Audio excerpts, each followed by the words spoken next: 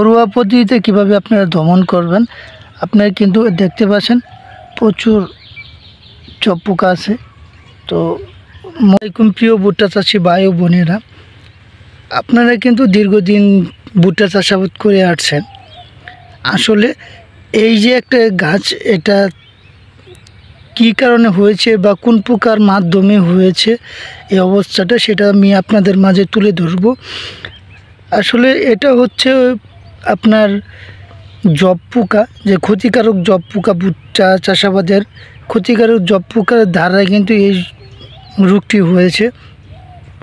পূর্ণবয়স্ক জব পোকা ও বাচ্চারা ভুট্টা গাছের কচি পাতা ও ডগা, টাসেল ও কচি মোচার সবুজ অংশ থেকে রস চুষে খেয়ে ক্ষতি করে। আসলে একবারে প্র্যাকটিক্যালি প্রমাণ সহকারে আমি কিন্তু এইটা আপনাদের দেখাবো। রস খাওয়ার সময় এরা এক ধরনের মিষ্টি রস ছাড়ে। ভুট্টা গাছের যেখানে এই রস পড়ে সেখানে কিন্তু কালো রঙের ছাতার মতো গুটি মোল্ড ছত্রাক জন্মায়।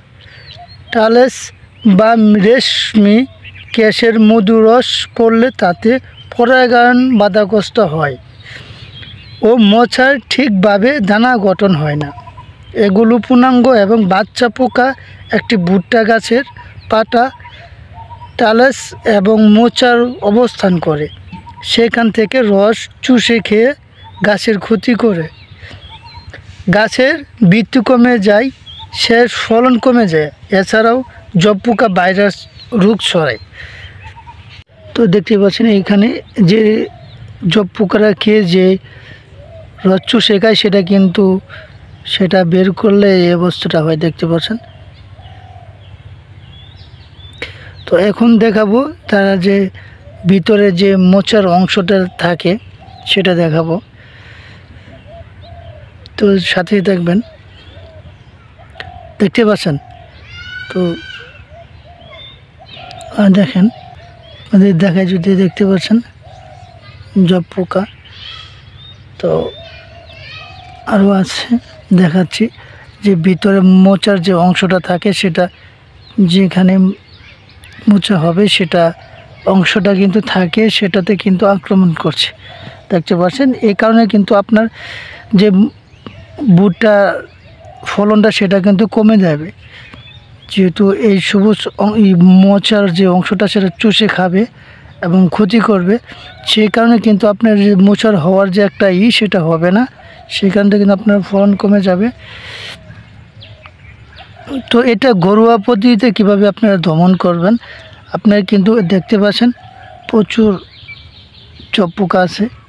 তো যেখানে মোচা তৈরি হবে সেখানটায় কিন্তু কচি পাতা অংশটাতে কিন্তু তারা বসে আছে, দেখতে পাচ্ছেন। তো এটা কিভাবে আপনারা এই জব পোকাটা কীভাবে আপনারা ঘরোয়া পদ্ধতিতে আপনারা দমন করবেন। আসলে এটা কিন্তু আপনারা ঘরোয়া পদ্ধতিতে দমন করতে পারবেন। যেমন 1 লিটার পানিতে কিন্তু 5 মিলি ডিটারজেন্ট পাউডার মিশিয়ে কিন্তু আপনারা জমিনে প্রয়োগ করতে পারেন, এবং কি 2 কাপ ময়দা 5 থেকে 10 লিটার পানিতে কিন্তু সকালবেলা স্প্রে করে দেবেন। তো ধীরে ধীরে কিন্তু এটা টান ধরবে এবং সেখান থেকে কিন্তু দমন হয়ে যাবে আস্তে আস্তে। যদি আমার এই ভিডিওটা আপনাদের ভালো লেগে থাকে, অবশ্যই চ্যানেলটি লাইক, কমেন্ট, শেয়ার এবং সাবস্ক্রাইব করে পাশে থাকবেন। এরকম গুরুত্বপূর্ণ ভিডিও আপনাদের মাঝে নিয়ে আসবো। সে পর্যন্ত সকলে ভালো থাকবেন, সুস্থ থাকবেন। আল্লাহ হাফেজ।